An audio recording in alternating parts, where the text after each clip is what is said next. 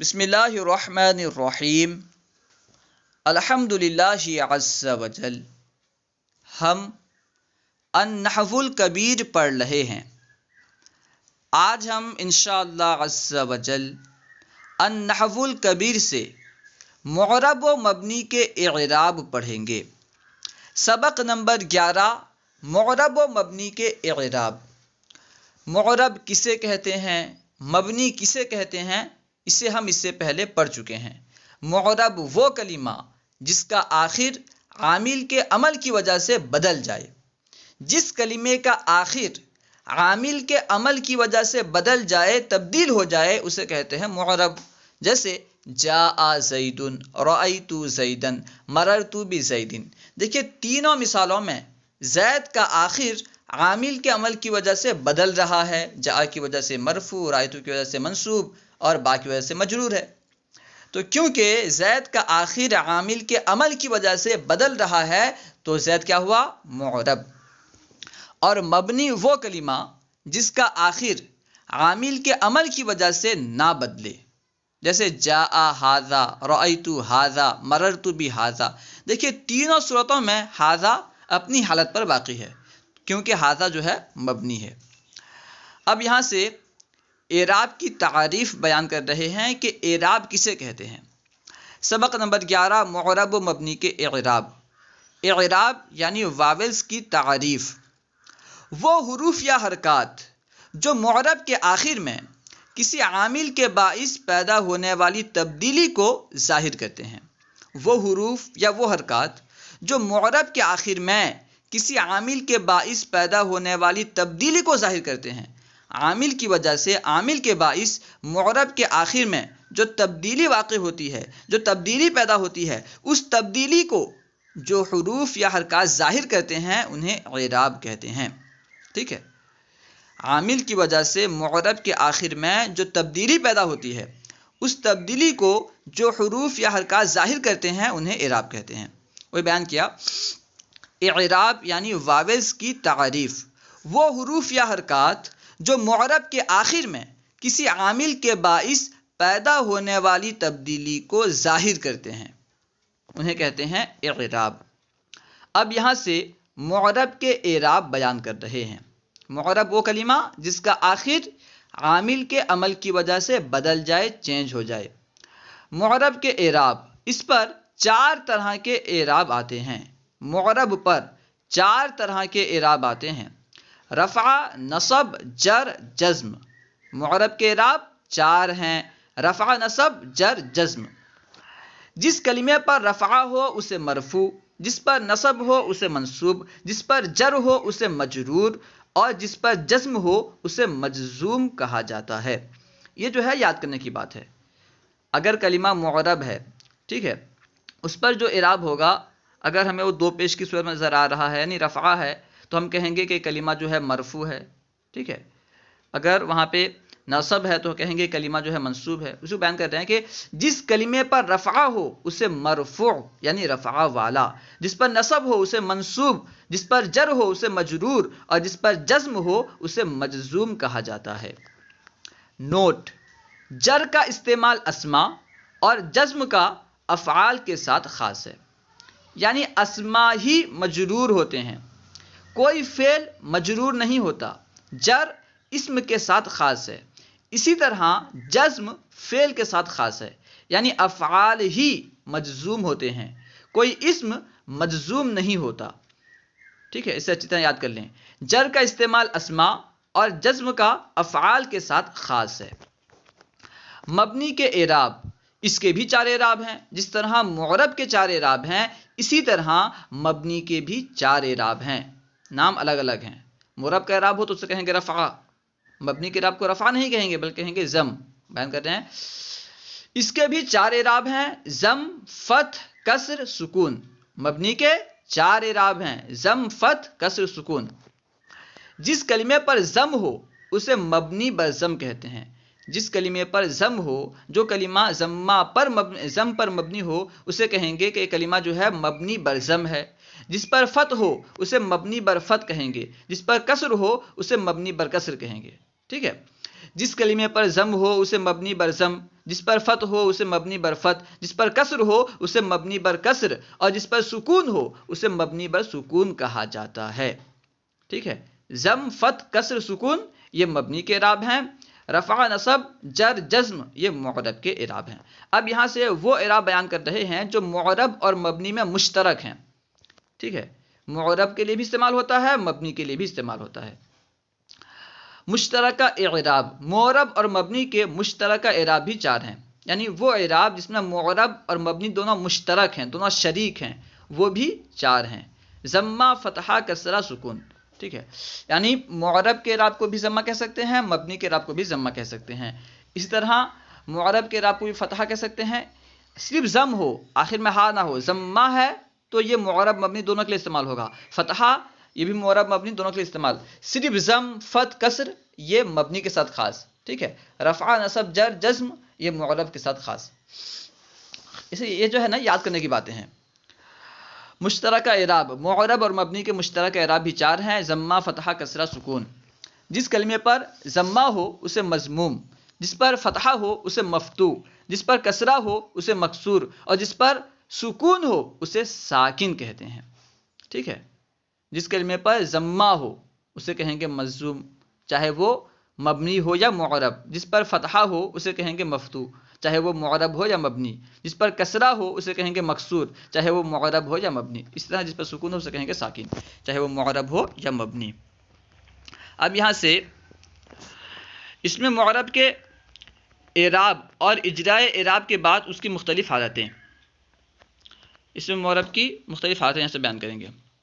اس میں معرب کے اعراب اور اجرائے اعراب کے بعد اس کی مختلف حالتیں، سب سے پہلے اس میں معرب کا اعراب بیان کریں گے، پھر اجرائے اعراب بیان کریں گے، پھر اس کے بعد اس کی مختلف حالتیں بیان کریں گے۔ ٹھیک ہے، اس میں معرب کے اعراب اور اجرائے اعراب کے بعد اس کی مختلف حالتیں۔ اس میں معرب کے اعراب، اس میں معرب پر جاری ہونے والے اعراب کی 2 قسمیں ہیں۔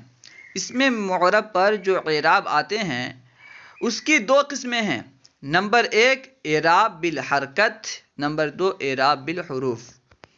اعراب بالحرکت کسے کہتے ہیں؟ اعراب بالحروف کسے کہتے ہیں؟ یعنی وہ اعراب جو حرکت کی صورت میں ظاہر ہوں، حرکت ضمہ، فتحہ، کسرہ یہ حرکت ہے، تو جو اعراب حرکت کی صورت میں ظاہر ہوتی ہیں انہیں کہتے ہیں، ظاہر ہوتے ہیں انہیں کہتے ہیں اعراب بالحرکت، اور جو اعراب حروف کی صورت میں ظاہر ہوتے ہیں انہیں کہتے ہیں اعراب بالحروف۔ ٹھیک ہے، تو اس میں معرب پر جاری ہونے والے اعراب کی 2 قسمیں ہیں۔ نمبر 1 اعراب بالحرکت، نمبر 2 اعراب بالحروف۔ اعراب بالحرکت یہ 3 ہیں، اعراب بالحرکت 3 ہیں، ضمہ، فتحہ، کسرہ۔ اعراب بالحروف یہ بھی 3 ہیں، واو، الف، یا۔ ٹھیک ہے، واو، الف، یا یہ اعراب بالحروف ہیں۔ کسی کلمے کے آخر میں اگر اعراب بالحرف ہوگا تو انہی 3 حرفوں میں سے کوئی ہوگا، انہی 3 حرفوں کے ذریعے سے اعراب ظاہر ہوگا، یا تو واو ہوگا، یا الف ہوگا، یا۔ اعراب بالحرکت اور اعراب بالحرف کی اقسام، ان میں سے ہر ایک کی 2 قسمیں ہیں، چاہے اعراب بالحرکت ہو یا اعراب بالحروف ہو۔ ٹھیک ہے، چاہے حرکت کے ساتھ اعراب ہو یا حروف کے ساتھ اعراب ہو، دونوں کی 2 قسمیں ہیں۔ نمبر 1 لفظی، نمبر 2 تقدیری۔ اب لفظی کسے کہتے ہیں، تقدیری کسے کہتے ہیں، بیان کر رہے ہیں۔ لفظی وہ اعراب جو ظاہراً نظر آئے، جو اعراب نظر آئے، ظاہراً نظر آئے، یوں کہہ سکتے ہیں جس اعراب کو ہم پڑھ پائیں اسے کہتے ہیں اعراب لفظی، جس اعراب کا تلفظ کیا جا سکے اسے کہتے ہیں اعراب لفظی۔ اور اعراب تقدیری کسے کہتے ہیں، وہ اعراب جو ظاہراً نظر نہ آئے، فقط عقل سے پہچانے جائیں۔ جو اعراب ظاہراً نظر نہ آئیں، صرف اور صرف عقل سے پہچانے جائیں، ایسے اعراب کو اعراب تقدیری کہتے ہیں۔ اجرائے اعراب کے بعد اس میں معرب کی مختلف حالتیں، یعنی اعراب کو جاری کرنے کے بعد اس میں معرب کی کون کون سی حالت ہوتی ہے اسے بیان کر رہے ہیں۔ جب اعراب جاری ہو گیا تو اس میں معرب کی جو حالتیں ہوتی ہیں ان حالتوں کو بیان کر رہے ہیں۔ اعراب کے اجرا کے بعد یعنی اعراب کو جاری کرنے کے بعد اس میں معرب کی 3 حالتیں ہیں۔ جب اعراب جاری ہو جاتا ہے تو اس میں معرب کی 3 حالتیں ہیں۔ نمبر 1 رفعی، نمبر 2 نصبی، نمبر 3 جری۔ اجرائے اعراب کے بعد اس میں معرب کی 3 حالتیں ہیں، رفعی، نصبی، جری۔ نمبر 1 حالت رفعی، جب اس میں معرب کسی ایسے مقام پر ہو جہاں واقع ہونے والے اسم پر ہمیشہ رفع آتا ہے. اگر اسم معرب ایسی جگہ ہے، ایسی جگہ واقع ہو رہا ہے جہاں جو اسم واقع ہوتا ہے وہ ہمیشہ مرفوع ہوتا ہے، وہ اس پر ہمیشہ رفع آتا ہے، ٹھیک ہے، تو اس وقت کہا جائے گا کہ یہ حالت رفعی میں ہے یا محل رفع میں ہے. حالت رفعی جب اسم معرب کسی ایسے مقام پر ہو جہاں واقع ہونے والے اسم پر ہمیشہ رفع آتا ہے تو اس وقت کہا جائے گا کہ یہ حالت رفعی میں ہے یا محل رفع یعنی رفع کی جگہ میں ہے، رفع کی جگہ میں واقع ہے. جیسے جاء زیدن، جاء زیدن میں فاعل واقع ہونے کی بنا پر زید مرفوع ہے، ٹھیک ہے، کیونکہ جاء زیدن میں زید فاعل بن رہا ہے. کون آیا؟ زید آیا. جو کام کرنے والا ہوتا ہے اسے کہتے ہیں فاعل یعنی سبجیکٹ، ٹھیک ہے. تو فاعل جو ہوتا ہے یہ ہمیشہ مرفوع ہوتا ہے، اس پر ہمیشہ رفع آتا ہے، کیونکہ زید ایسی جگہ واقع ہے جہاں ہمیشہ رفع آتا ہے، اس لیے ہم کہیں گے کہ زید حالت رفعی میں ہے، زید محل رفع میں ہے. نمبر 2، حالت نصبی. جب اسم معرب کسی ایسے مقام پر ہو جہاں واقع ہونے والے اسم پر ہمیشہ نصب آتا ہے تو اس وقت کہا جائے گا کہ یہ حالت نصبی میں ہے یا محل نصب میں واقع ہے. اگر اسم معرب کسی ایسے مقام میں واقع ہے جہاں پر آنے والا اسم ہمیشہ منصوب ہوتا ہے، جہاں پر آنے والے اسم پر ہمیشہ نصب آتا ہے، تو ہم کہیں گے کہ یہاں پہ یہ اسم جو ہے حالت نصبی میں ہے یا محل نصب میں ہے. جیسے رأیت زیدن، رأیت زیدن میں مفعول بھی واقع ہونے کی وجہ سے زید حالت نصبی میں ہے یا یوں کہیں محل نصب میں ہے، ٹھیک ہے، کیونکہ زید جو ہے یہاں مفعول بن رہا ہے، مفعول بھی بن رہا ہے، اور مفعول بھی جو ہے یہ ہمیشہ منصوب ہوتا ہے. جس پر فعل کا فاعل واقع ہو اسے کہتے ہیں مفعول بھی. رأیت زیدن، میں نے زید کو دیکھا. دیکھنے کا کام کس پر واقع ہوا؟ زید پر. کس کو دیکھا؟ زید کو دیکھا، تو زید ہوا مفعول بھی. اور جو مفعول بھی ہوتا ہے وہ ہمیشہ منصوب ہوتا ہے، اس پر ہمیشہ نصب آتا ہے، اس لیے ہم کہیں گے کہ یہاں پہ زید حالت نصبی میں ہے، محل نصب میں ہے. نمبر 3، حالت جردی. جب اسم معرب کسی ایسے مقام پر ہو جہاں واقع ہونے والے اسم پر ہمیشہ جر آتا ہے تو اس وقت کہا جائے گا کہ یہ حالت جردی میں ہے یا محل جر میں واقع ہے. مثلا مررت بزیدن، میں اس مثال میں مجرور واقع ہونے کی بنا پر زید. دیکھیے مررت بزیدن میں زید یہ حرف جر با کا مجرور ہے، ٹھیک ہے، اور جس پر حرف جر داخل ہوتا ہے، جس اسم پر حرف جر داخل ہوتا ہے وہ ہمیشہ مجرور ہوتا ہے، اس پر ہمیشہ جر آتا ہے. تو کیونکہ زید ایسی جگہ واقع ہے جہاں پر ہمیشہ جر آتا ہے، اس لیے ہم کہیں گے کہ یہاں پہ زید حالت جردی میں ہے یا محل جر میں ہے. اب یہاں سے اعراب لفظی اور اعراب محلی کی وضاحت کر رہے ہیں. اعراب لفظی، اعراب تقدیری کسے کہتے ہیں ہم پڑھ چکے. اعراب لفظی یعنی وہ اعراب جو بظاہر نظر آئے اسے اعراب لفظی کہتے ہیں، اور اعراب تقدیری کسے کہتے ہیں؟ وہ اعراب جو بظاہر نظر تو نہ آئے لیکن عقل سے پہچانا جائے اسے کہتے ہیں اعراب تقدیری. اب یہاں سے اعراب محلی کے تعلق سے وضاحت کر رہے ہیں، اعراب لفظی اور اعراب محلی کے تعلق سے. دیکھیے لفظی و محلی اعراب کی وضاحت. بسا اوقات کسی اسم پر فقط سما کا لحاظ کرتے ہوئے وہ اعراب جاری کیے جاتے ہیں جن میں قواعد اعراب کی بالکل رعایت نہیں ہوتی. سما کا اعتبار کرتے ہوئے یعنی سن کر. بعض اوقات ایسا ہوتا ہے کہ کسی اسم پر سن کر کے وہ اعراب ظاہر کر دیتے ہیں قواعد کے اعتبار سے جو اس کا اعراب نہیں ہوتا. قواعد کسی دوسرے اعراب کا تقاضا کر رہا ہے، قاعدہ کسی دوسرے اعراب کو تقاضا کر رہا ہے، لیکن کیونکہ ہم نے اہل عرب سے اسے دوسرے اعراب کے ساتھ پڑھتے ہوئے سنا ہے، اس لیے ہم نے اہل عرب کا لحاظ کرتے ہوئے، سننے کا لحاظ کرتے ہوئے، سماع کا لحاظ کرتے ہوئے اس پر وہی اعراب ظاہر کر دیا جو کہ ہم نے سنا، قواعد کی رعایت نہیں کی. ٹھیک ہے، اسے بیان کریں کہ بسا اوقات کسی اسم پر فقط سما کا لحاظ کرتے ہوئے وہ اعراب جاری کیے جاتے ہیں جن میں قواعد اعراب کی بالکل رعایت نہیں ہوتی. اس صورت میں قواعد و سما دونوں کا لحاظ کیا جاتا ہے. اس صورت میں قواعد اور سما یعنی جو قواعد ہیں ان کا بھی لحاظ کرنا پڑتا ہے، اور جو سنا جا رہا ہے، قواعد تو کہہ رہے ہیں کہ مرفوع ہو لیکن سننے میں آ رہا ہے کہ وہ مجرور ہے، اہل عرب اسے مجرور پڑھ رہے ہیں، تو دونوں کا لحاظ کیا جاتا ہے. چنانچہ قواعد کی روح سے ثابت شدہ اعراب کو محلی، قواعد کی روح سے جو اعراب ثابت ہے، قواعد جس اعراب کا تقاضا کر رہا ہے، تو ہم کہیں گے اس اعتبار سے یہ محلی اعراب ہے. چنانچہ قواعد کی روح سے ثابت شدہ اعراب کو محلی اور بدلیل سماع یعنی سننے کے دلیل سے، سننے کے ذریعے جو اعراب ظاہر ہے اسے کہیں گے کہ یہ اعراب لفظی ہے. اسے بیان کرنا ہے کہ چنانچہ قواعد کی روح سے ثابت شدہ اعراب کو محلی اور بدلیل سماع بظاہر نظر آنے والے اعراب کو لفظی سے تعبیر کرتے ہیں. جو اعراب ہم نے سن کر کے استعمال کیا ہے اسے کہیں گے کہ یہ اعراب لفظی ہے. ٹھیک ہے. نیز اس اسم کی اعرابی حالت بیان کرتے ہوئے، جب اس اسم کی اعرابی حالت بیان کریں گے تو کس طرح بیان کریں گے؟ بیان کرتے ہیں نیز اس اسم کی اعرابی حالت بیان کرتے ہوئے دونوں طرح کے اعراب کو ذکر کیا جائے گا، یعنی محلی اعراب کو بھی ذکر کیا جائے گا، لفظی اعراب کو بھی ذکر کیا جائے گا. قواعد کے اعتبار سے اس کا جو اعراب ہے اسے بھی بیان کیا جائے گا کہ یہ محلن یہ ہے. مثلا کہا جائے گا کہ محلن یہ مرفوع ہے. ٹھیک ہے، کیونکہ قواعد کے اعتبار سے مرفوع ہو رہا تھا تو ہم کہیں گے کہ محلن مرفوع ہے، لیکن لفظاً ہم اسے مجرور پڑھ رہے ہیں یا اسے منصوب پڑھ رہے ہیں تو کہیں گے کہ لفظاً جو ہے مجرور یا منصوب ہے. نیز اس اسم کی اعرابی حالت بیان کرتے ہوئے دونوں طرح کے اعراب کو ذکر کیا جاتا ہے. جیسے رأیت مسلماتن میں مسلماتن مفعول بہ واقع ہو رہا ہے. رأیت مسلماتن، میں نے مسلمان عورتوں کو دیکھا. تو کس کو دیکھا؟ مسلمان عورتوں کو. مسلمان عورتیں کیا ہوئیں؟ مفعول بہ.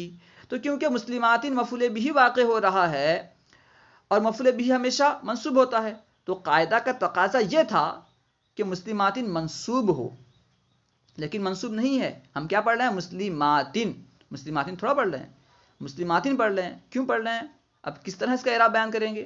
بیان کر رہے ہیں جیسے رأیت مسلماتن میں مسلماتن مفعول بہ واقع ہو رہا ہے. چنانچہ قاعدے کی روح سے اس پر نصب آنا چاہیے کیونکہ مفعول بہ جو ہے منصوب ہوتا ہے، تو قاعدے کی روح سے اس پر نصب آنا چاہیے. لیکن اہل عرب ہر اس جمع مؤنث کو جس کے آخر میں الف اور تا واقع ہو، ہر وہ جمع مؤنث جس کے آخر میں الف اور تا ہوتی ہے، اہل عرب اسے حالت نصبی میں مجرور پڑھتے ہیں. یعنی نصب کی جگہ میں، جو نصب کا جگہ ہوتا ہے، نصب کی جو جگہ ہوتی ہے اس جگہ میں اہل عرب ہر اس اسم جمع کو جو ہر اس جمع مؤنث کو جس کے آخر میں الف تا ہو، ایسی جمع جس کے آخر میں الف تا ہو، ہر ایسے جمع مؤنث کو اہل عرب نصب کی جگہ میں، محل نصب میں مجرور پڑھتے ہیں. ٹھیک ہے، تو ہم اہل عرب کا لحاظ کرتے ہوئے مجرور پڑھیں گے، لیکن کیا کہیں گے کہ محلن یہ منصوب ہے. جو بیان کیا، چنانچہ قاعدے کی روح سے اس پر نصب آنا چاہیے، لیکن اہل عرب ہر اس اسم جمع کو، ہر اس جمع مؤنث کو جس کے آخر میں الف اور تا واقع ہو، حالت نصبی میں مجرور پڑھتے ہیں. لہٰذا دونوں صورتوں کی رعایت کرتے ہوئے کہا جائے گا کہ مسلماتن لفظاً مجرور اور محلن منصوب ہے. مسلماتن جو ہے یہ لفظاً مجرور ہے، لفظی طور پر ہم اس پر جر پڑھ رہے ہیں مسلماتن، تو ہم یوں کہیں گے مسلماتن لفظاً مجرور ہے اور محلن منصوب ہے کہ نصب کی جگہ میں واقع ہے. نوٹ: کلام عرب میں مرفوعات، منصوبات اور مجرورات کون کون سے ہیں، ان کا بیان انشاءاللہ عز و جل آگے آئے گا. یعنی منصوبات کتنے ہیں، مجرورات کتنے ہیں، مرفوعات کتنے ہیں، انشاءاللہ عز و جل اسے آگے بیان کریں گے. اگلے سبق کے اعتبار سے فی الحال اتنا سمجھنا بہتر ہے کہ نمبر 1، کام کرنے والے کو فاعل کہتے ہیں. جو کرنے والا ہے اسے فاعل کہتے ہیں، جسے انگریزی میں سبجیکٹ کہتے ہیں. یہ ہمیشہ مرفوع ہوتا ہے. جو کام کرنے والا ہوتا ہے، جو فاعل ہوتا ہے، یہ عربی میں ہمیشہ مرفوع ہوتا ہے، اس پر ہمیشہ رفع آتا ہے، وہ حالت رفعی میں ہوتا ہے. نمبر 2، جس پر فاعل کا فعل واقع ہو اسے مفعول بہ کہتے ہیں. یہ ہمیشہ منصوب ہوتا ہے. جس پر فاعل کا فعل واقع ہو اسے مفعول بہ کہتے ہیں اور مفعول بہ ہمیشہ منصوب ہوتا ہے. نمبر 3، اور جو اسم حروف جارہ میں سے کسی کے بعد واقع ہو. 17 حروف ہیں حروف جارہ، با و تا و کاف و لام، واو منذ مذخلہ، ربا حاشا من عدا، فی عن علی حتی الی. یہ جو حروف ہیں حروف جارہ ہیں. تو جو اسم حروف جارہ میں سے کسی کے بعد واقع ہو، کسی کے بعد آئے، اسے مجرور کہتے ہیں. اس پر ہمیشہ کسرہ آتا ہے۔ اتنی بات آپ ابھی یاد کر لیں، انشاءاللہ عز و جل آگے جائیں گے تو منصوبات، مرفوعات، مجرورات وغیرہ پڑھیں گے۔ امید کرتا ہوں کہ پوری بات سمجھ میں آئی ہوگی۔ اگر کوئی بات سمجھ میں نہ آئی ہو یا درسیات کے متعلق کوئی سوال کرنا چاہتے ہوں تو کمنٹ باکس میں سوال کریں، انشاءاللہ عز و جل ممکنہ صورت میں جواب دیا جائے گا۔ السلام علیکم ورحمۃ اللہ وبرکاتہ۔